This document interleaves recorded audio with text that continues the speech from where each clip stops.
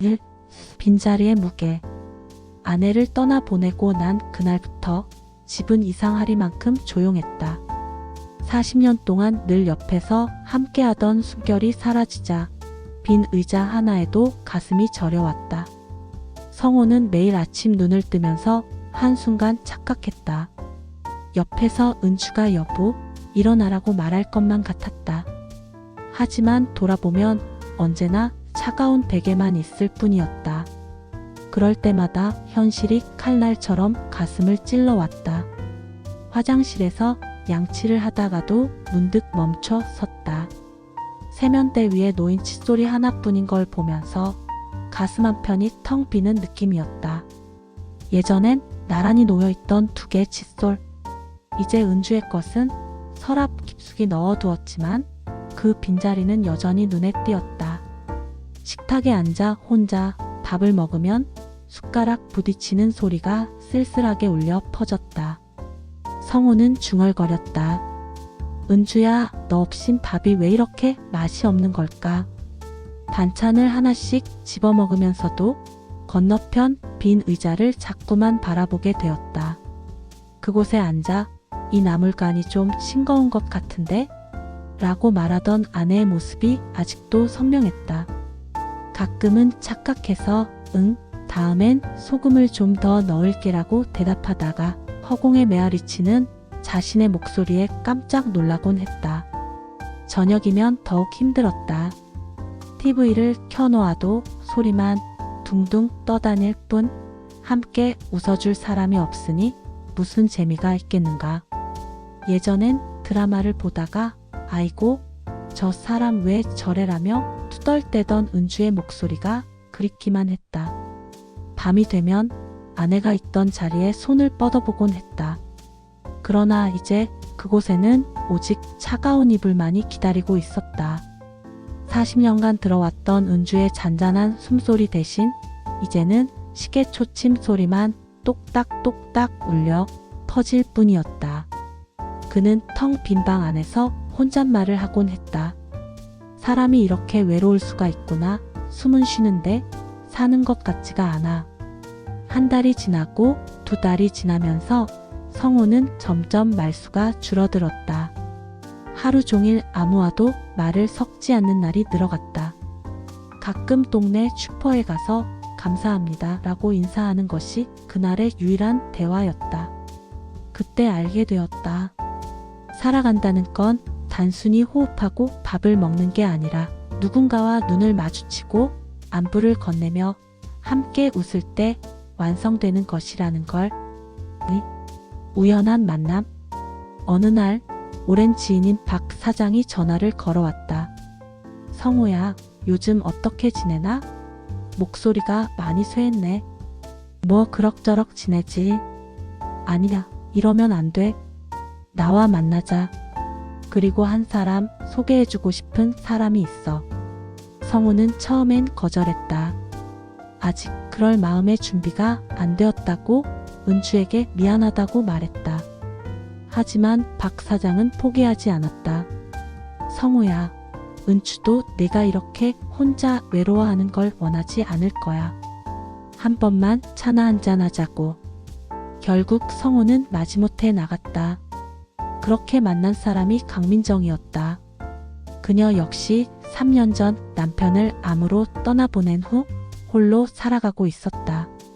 작은 찻집에서 처음 만난 두 사람은 잠시 어색한 침묵 속에 앉아 있었다. 민정이 먼저 입을 열었다. 제가 이런 자리에 나와도 되는지 사실 많이 망설였어요. 아직도 남편 생각이 나서. 그 말에 성호의 마음이 조금 열렸다. 자신만 그런 게 아니었구나 싶어서였다. 저도 그렇습니다. 이런 만남이 낯설고 조심스럽네요. 사실 아내가 떠난 후로는 집 밖으로 나오기도 힘들었거든요. 민정은 고개를 끄덕였다. 저도 그래요. 처음엔 밥도 제대로 못 먹고 잠도 못 잤어요. 그 사람 없는 세상이 이렇게 광막할 줄 몰랐거든요. 그렇게 시작된 대화는 오래 이어지지 않았지만 짧은 문장 사이사이에는 묘한 온기가 흘렀다. 서로 말은 적었지만 상대의 눈빛에서 같은 고독과 아픔을 알아보았기 때문이다. 헤어지면서 민정이 조심스럽게 말했다. 다음에 또 뵐 수 있을까요?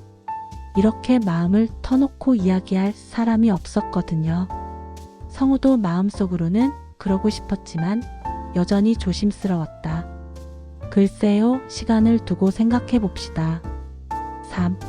천천히 피어나는 마음. 그 후로 며칠간 성우는 계속 민정을 떠올렸다. 그녀의 눈빛에서 본 슬픔과 외로움이 자신의 것과 너무나 닮아 있었기 때문이다. 동시에 죄책감도 밀려왔다. 은주야, 미안해. 아직도 내가 이렇게 그리운데? 일주일 후 성우가 먼저 전화를 걸었다. 민정 씨 괜찮으시다면 산책이나 한번 해요. 민정의 목소리에 기쁨이 묻어났다. 네, 좋아요. 사실 기다리고 있었어요. 시간이 흐르면서 두 사람은 종종 함께 산책을 나갔다. 봄날의 벚꽃길을 걸으며 민정이 말했다. 사람이 혼자라는 게 이렇게 힘든 줄 몰랐어요. 집 안이 너무 조용해서 가끔은 무서워질 때도 있었거든요. 밤에 잠이 안 와서 남편 사진만 바라보다가 울기도 하고. 성우는 그 말에 멈칫하다가 조용히 답했다. 저도 그래요.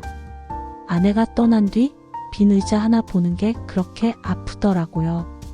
가끔은 착각해서 은주야라고 부르다가 대답이 없어서 현실을 깨닫곤 해요. 민정은 살짝 고개를 숙이며 미소를 지었다. 그래서 이렇게 누군가와 나란히 걷는 게 참 오랜만이네요. 이렇게 마음 편하게 이야기할 수 있는 사람을 만날 줄 몰랐어요. 그 말에 성우의 마음속에도 잔잔한 파도가 일었다. 오랜만에 가슴이 따뜻해지는 느낌이었다. 어느 날 비가 내리는 오후였다. 함께 카페에 앉아 창밖을 바라보던 민정이 문득 말했다. 성우 씨는 어떠세요? 이렇게 누군가와 시간을 보내는 게 배신감 같은 건 안 드나요? 성우는 한참 생각하다가 대답했다. 처음엔 그랬어요. 은주에게 미안하다는 생각이 많이 들었죠. 지금도 완전히 사라진 건 아니에요. 하지만 민정 씨와 이야기하다 보면 이상하게 마음이 편해져요. 살아있다는 느낌이 들어요. 민정은 눈물이 살짝 맺힌 채 말했다. 저도 그래요. 남편이 돌아가기 전에 저한테 말했거든요. 민정아, 나 없다고 너무 슬퍼하지 말고 행복하게 살아라고. 그때는 무슨 말인지 몰랐는데 이제야 조금 알 것 같아요. 두 사람의 마음은 그렇게 조금씩 가까워져 갔다. 서로의 상처를 어루만져 주고 외로움을 나눠 가지면서. 4. 자녀들의 반대. 6개월이 지나면서 성우와 민정의 만남은 더욱 잦아졌다. 서로에게 없어서는 안 될 존재가 되어가고 있었다. 그러나 행복이 다가올수록 걱정도 함께 찾아왔다. 성우는 오랜 고민 끝에 자녀들에게 이 사실을 알려야겠다고 마음먹었다. 어느 주말 그는 아들과 딸을 불러 모았다. 얘들아, 아빠가 하고 싶은 말이 있다. 아들이 먼저 물었다. 무슨 말씀이신데요? 표정이 심각하시네. 사실은 아빠가 요즘 만나는 사람이 있다.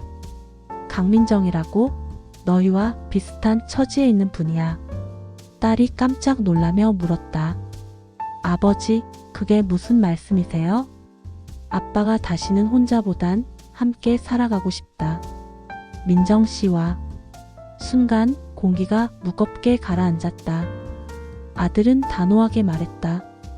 아버지, 너무 이릅니다. 아직 어머니 돌아가신 지 1년밖에 안 됐잖아요. 어머니가 살아계실 때는 그렇게 사랑한다고 하시더니. 딸은 눈물이 그렁그렁 맺힌 채 목소리를 높였다. 엄마가 떠난 지 고작 1년인데 어떻게 다른 사람을 받아들이라는 거예요? 엄마가 알면 얼마나 슬플까요? 그 말에 성호는 잠시 말문이 막혔다. 자녀들의 마음도 이해가 되었다. 그러다 낮게 그러나 또렷하게 말했다. 얘들아, 민정씨는 너희 어머니를 대신하는 사람이 아니다. 너희 어머니는 내 마음 한구석에 늘 남아있을 거고 앞으로도 그럴 거야. 하지만 아버지에게는 지금 밥을 함께 먹고 이야기를 나눌 수 있는 사람이 절실히 필요하다. 성호는 잠시 숨을 고르고 계속했다. 얘들아, 아빠가 얼마나 외로웠는지 아니? 하루 종일 아무와도 말 한마디 안 하고 지내는 날이 얼마나 많았는지. 가끔은 죽고 싶다는 생각도 들었어. 그런 아빠를 민정씨가 다시 살게 해줬다. 아들은 여전히 못마땅한 표정이었다. 하지만 아버지, 세상에 혼자 사는 사람이 얼마나 많은데요? 꼭 재혼까지 해야 하나요? 내가 40년을 함께 산 사람을 하루아침에 잃어봐라. 그 빈자리가 얼마나 큰지, 그 외로움이 얼마나 깊은지 겪어보지 않고서는 모를 거야. 딸이 흐느끼며 말했다. 그래도 아버지 너무 빨라요. 엄마 기일도 안 지났는데. 성호는 딸의 손을 잡았다. 얘야, 아빠도 처음엔 그랬어. 은주에게 미안하고 죄책감도 들었지. 하지만 은주가 살아있을 때 늘 하던 말이 뭐였는지 기억나니? 여보, 나보다 오래 살아서 외롭지 말고 행복하게 지내라고 했잖아. 자녀들의 눈에는 여전히 불안이 서려 있었다. 특히 아들은 조심스레 말했다. 혹시 재산 문제라도 달라지는 건 아니겠죠? 그분이 아버지 재산을 노리는 건 아니고요. 그 말에 성호는 깊은 한숨을 내쉬었다. 얘야, 민정씨는 자기 집도 있고 남편이 남겨준 재산도 충분히 있어. 돈 때문에 만나는 사이가 아니야. 그래도 걱정된다면 내 가진 건 세 부분으로 나누겠다. 너희에게 각각 한 몫씩 주고 나머지 한 몫은 아버지와 새 동반자가 함께 살아가는데 쓰겠다. 그리고 이건 약속이다. 민정씨도 이미 동의했고 그 진솔한 약속에도 자녀들의 마음은 쉽게 열리지 않았다. 며칠 후 딸이 따로 아버지를 찾아왔다. 아버지, 정말 그분과 결혼하시려고요? 응, 그게 좋겠다. 엄마한테 미안하지 않으세요? 성호는 한참을 생각하다가 말했다. 미안하지. 지금도 미안해. 하지만 얘야, 아빠가 이렇게 외로워하면서 죽어가는 걸 은주가 원할까? 민정씨는 엄마를 대신하는 게 아니라 아빠의 남은 인생을 함께 해줄 동반자야. 조용한 결합. 결국 성호는 자녀들의 완전한 동의를 얻지는 못한 채 조용히 혼인신고를 했다. 요란한 결혼식 대신 두 사람만의 소박한 의식을 치렀다. 동사무소에서 두 사람의 이름이 나란히 적힌 종이를 받아들고 민정은 눈시울이 붉어졌다. 성호씨, 우리 이제 진짜 함께 가는 거네요. 이렇게 늦은 나이에 다시 누군가와 가족이 될 줄 몰랐어요. 그는 미소 지으며 대답했다. 그래요. 남은 날 서로 기대며 갑시다. 우리 모두 많이 아팠으니까 이제는 서로 위로하면서 살아요. 새로운 일상이 시작되었다. 처음엔 어색했다. 40년간 은주와 함께 만들어온 생활 패턴이 하루아침에 바뀔 리 없었으니까. 하지만 조금씩 천천히 적응해 나갔다. 아침마다 함께 마시는 커피 한 잔. 민정이 내린 커피는 은주의 것과는 다른 맛이었지만 그 나름의 따뜻함이 있었다. 성호씨 취향에 맞나요? 괜찮아요. 민정씨가 내준 거니까 다 맛있어요. 저녁 산책길에서 나누는 소소한 이야기들. 오늘 마트에서 본 일, TV에서 본 뉴스, 옛날 추억 등을 나누며 걸었다. 우리 남편은 이런 산책을 별로 좋아하지 않았거든요. 바쁘다고 맨날. 은주도 그랬어요. 집에만 있으려고 했지. 지금 생각해보니 더 많이 함께 나왔어야 했는데. TV 앞에서 함께 보내는 조용한 시간들. 드라마를 보면서 민정이 중얼거렸다. 저 남자 왜 저렇게 답답하게 구나요? 성호는 웃으며 대답했다. 은주도 맨날 그런 소리 했어요. 드라마 보면서 혼자 화냈고. 그럴 때마다 잠시 침묵이 흘렀다. 두 사람 모두 각자의 첫 번째 사랑을 그리워하고 있다는 걸 알았기 때문이다. 하지만 그것이 불편하지는 않았다. 오히려 서로를 더 이해하게 만들었다.